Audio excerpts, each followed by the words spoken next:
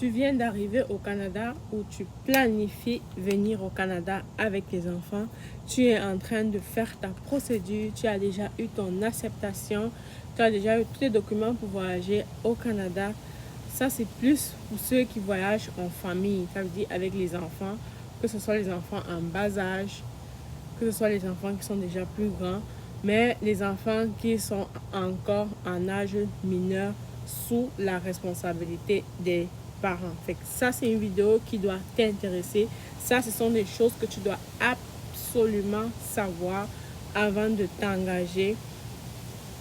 Quand tu arrives au Canada, ce sont des choses que tu dois absolument savoir parce que quand tu rates ça ou quand tu n'as pas cette information-là, à long terme, ça peut vraiment être irréversible parce que tu ne pourras pas revenir en arrière, tu ne pourras pas rattraper ce temps perdu si tu as fait pas attention à ce petit détail. Fait qu'on se retrouve tout de suite après pour te dire de quoi on va parler dans la vidéo. Reste scotché.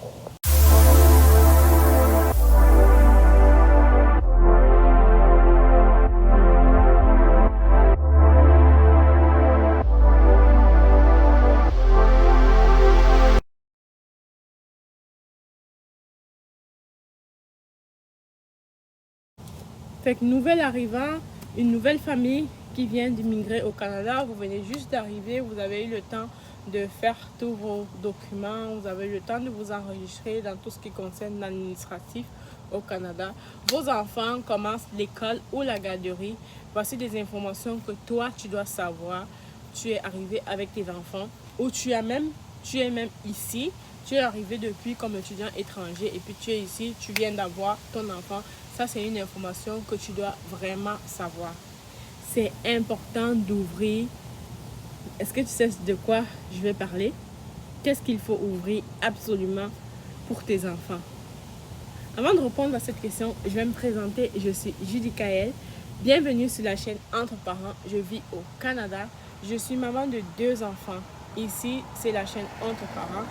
Je partage vraiment tout ce qui concerne des bons plans, tout ce qui concerne le développement des enfants. En gros, je parle de la vie de famille, parents, enfants, de l'éducation, de l'alimentation, de l'accompagnement, du suivi, tout ce qui concerne la vie de famille avec les enfants, au bien-être de nos enfants et aussi au bien-être des parents. Tu peux faire le tour de mes vidéos pour regarder les sujets que j'ai déjà eu à parler de ça.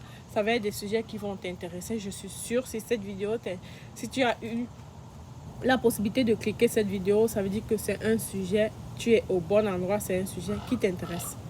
Avant de continuer aussi, je vais te dire que actuellement, je fais des accompagnements personnels, ça veut dire du cas par cas, parce que j'avais beaucoup de parents qui m'écrivaient en privé pour me poser 1 ou 2 questions. Fait que j'ai décidé d'ouvrir un petit, j'appellerais pas ça un forum parce que pour le moment, c'est juste par mail que je communique avec mes parents. Tu peux me poser des questions spécifiques en ce qui concerne l'intégration au Canada avec tes enfants, en ce qui concerne le développement des enfants, qu'est-ce que tu as besoin de savoir. Tout ce qui concerne la vie de famille, enfant, je réponds aux questions en privé. Fait que là, on ne va pas étirer, on va entrer au vif du sujet. Ce que tu dois absolument savoir quand tu arrives au Canada avec tes enfants, ce que tu dois absolument faire si tu as des enfants au Canada dès que tu accouches, voilà une information que tu dois absolument avoir. C'est important d'ouvrir un compte d'épargne études pour ton enfant. C'est très important. En Afrique, il y a les parents qui n'ont pas cette chance-là de pouvoir économiser assez d'argent pour leur enfant parce que quand ils vont arriver au secondaire, ça devient difficile et tout parce qu'ils n'ont pas eu à économiser de l'argent. Puis ils ne font pas confiance peut-être aux instituts. Pourtant, ici au Canada, le gouvernement encourage les parents, le gouvernement soutient les parents qui prennent de la peine à ouvrir un compte épargne études pour leurs enfants. Je vais t'expliquer pourquoi c'est important. Première chose, c'est que ça te permet de sauver ou de gagner de l'argent. Pourquoi? Parce que quand tu ouvres un compte, il y a une somme que le gouvernement te verse par an en fonction de ce que toi tu as mis dans le compte. la somme que le gouvernement te verse par mois, c'est un maximum de 2% sur la somme que tu as déposée par an. Et puis, tu peux déposer un maximum de 2500. Ça veut dire que tu auras 2% sur le maximum de 2500. Ça veut dire si tu mets plus que 2500, ils vont juste te donner un 2% sur le maximum de 2500. Et le gouvernement, parce qu'il y a 2 gouvernements, il y a le Canada, il y a le Québec. Provincial, c'est le Québec, ils vont te donner un 2%. Et le gouvernement du Canada te donne une autre somme. Au total, tu reçois un 500 $ par enfant pour le Canada, pour le Québec, pardon, et un 700 $ par enfant, le même enfant, pour le Canada. J'espère que, je ne sais pas si vous comprenez vraiment ce que je suis en train de dire. On va essayer de récapituler ça pour que ça soit vraiment clair pour tout le monde. C'est ça. Tu viens d'accoucher ton enfant a peut-être 1 an, tu ouvres un compte épargne études où tu décides que chaque mois, pas chaque mois, bon, mettons chaque mois, tu décides que je fais virer une somme de 200 $ dans mon compte épargne études. À la fin de l'année, si c'est 2500 $, le gouvernement te donne 2% de ton 2500 $. Tu peux te retrouver avec un 500 $. Ça veut dire qu'au lieu d'avoir 2500 $ d'épargner, tu vas avoir 500 $ de plus que tu as épargné en ce qui concerne. Imagine, tu fais ça depuis que ton enfant a, mettons, peut-être 2 ans. Quand il va arriver à l'âge adulte, où il va aller à l'université, ton enfant n'aura pas vraiment besoin. Il n'aura pas vraiment besoin de travailler parce que sa scolarité sera financée. Il n'aura pas besoin de prendre des prêts et bourses, ce que je vois beaucoup de parents, beaucoup d'enfants faire ici. Mais c'est difficile parce qu'un enfant qui prend des prêts et bourses, pourtant toi tu as immigré en tant que parent. Nous qui venons ici en tant qu'étudiants étrangers, après tu as ta résidence, tu décides de retourner à l'école, c'est correct si tu prends un prêt et bourse parce que mettons que quand tu retournes à l'école, tu as déjà des enfants et tout, tu ne peux plus travailler vraiment à temps plein pour payer ta scolarité, ou bien tu as besoin de ce prêt et bourse parce que tu travailles à temps partiel pour pouvoir réussir tes cours.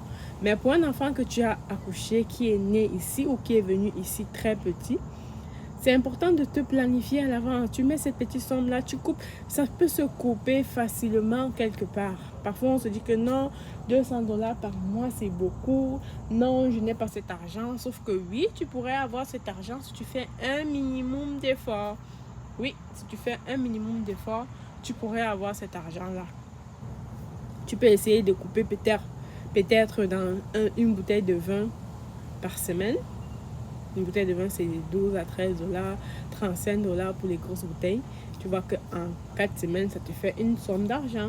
Tu peux essayer de couper dans trop de desserts ou bien... Bref, tu es capable de couper quelque part. Mais ce que je veux te dire aujourd'hui, c'est que c'est important d'épargner de l'argent pour tes enfants à l'âge universitaire, parce que quand ils vont aller à l'université ça peut être cher, ils peuvent vouloir faire une formation qui prend plus de temps, ça évite que vos enfants grandissent et se retrouvent en train de faire des petits certificats parce qu'il n'a pas l'argent pour payer la formation, une formation de 5 ans, il n'a pas l'argent, il peut travailler pendant qu'il va à l'école, mais sauf qu'il ne peut pas travailler à temps plein. Du coup, il faut qu'il ait un soutien financier qui vient de quelque part pour payer sa scolarité, pour que peut-être lui, il travaille juste pour payer les petites factures comme Internet, s'acheter 2-3 choses à manger, s'acheter 2-3 vêtements, mais que ça ne soit pas que l'argent qu'il travaille, il doit en plus de payer sa scolarité, vivre avec, se payer un loyer et tout. C'est vraiment quelque chose de très, très important. Il ne faut pas négliger ça. Une autre chose que je vais aussi te dire, c'est que oui, c'est important d'ouvrir un compte épargne études pour ton enfant. Mais oui, c'est important de faire attention avec quel institut tu ouvres ton compte épargne études. Pour le moment, je ne vais pas te citer la liste des instituts.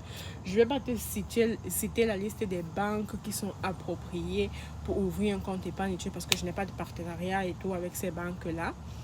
Ce que je peux te dire, c'est de faire attention aux coopératives.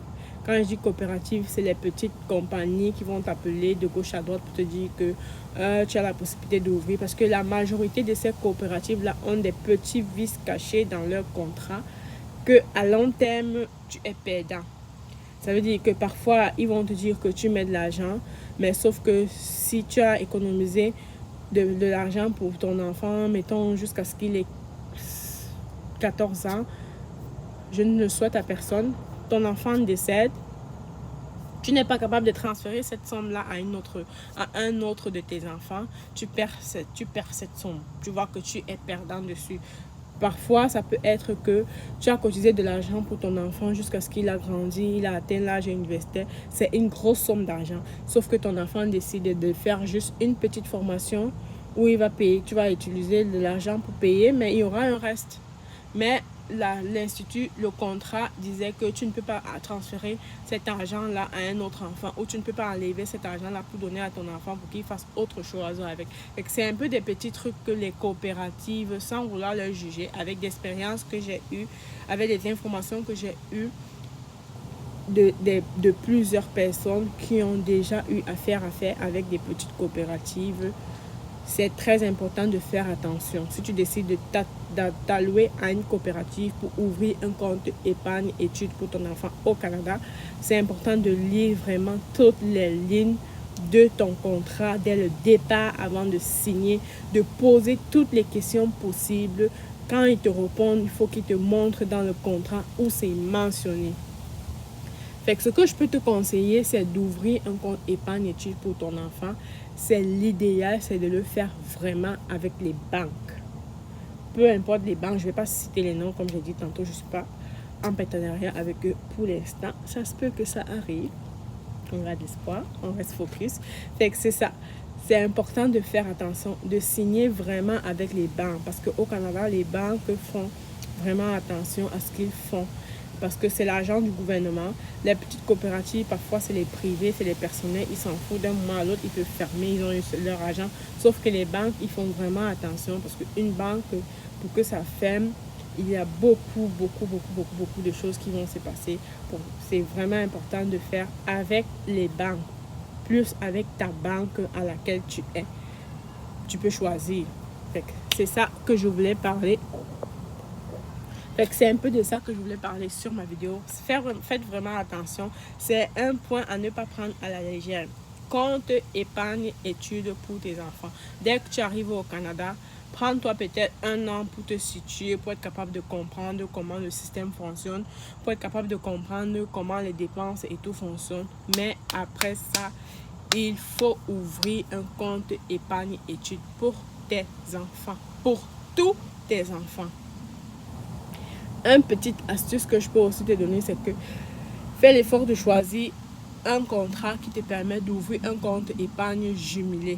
Ça veut dire que la somme que tu as cotisée, tu cotises individuellement pour tes enfants. Sauf qu'à long terme, si un enfant fréquente moins, l'autre fréquente plus, cet argent-là peut être compensé pour payer la scolarité de l'autre. C'est des petites choses. On pourra faire peut-être une autre vidéo pour parler de ça. Pour le moment, c'est juste de ça que je voulais parler. Merci d'avoir regardé la vidéo. On se retrouve une autre fois pour une prochaine vidéo. Bisous, bye.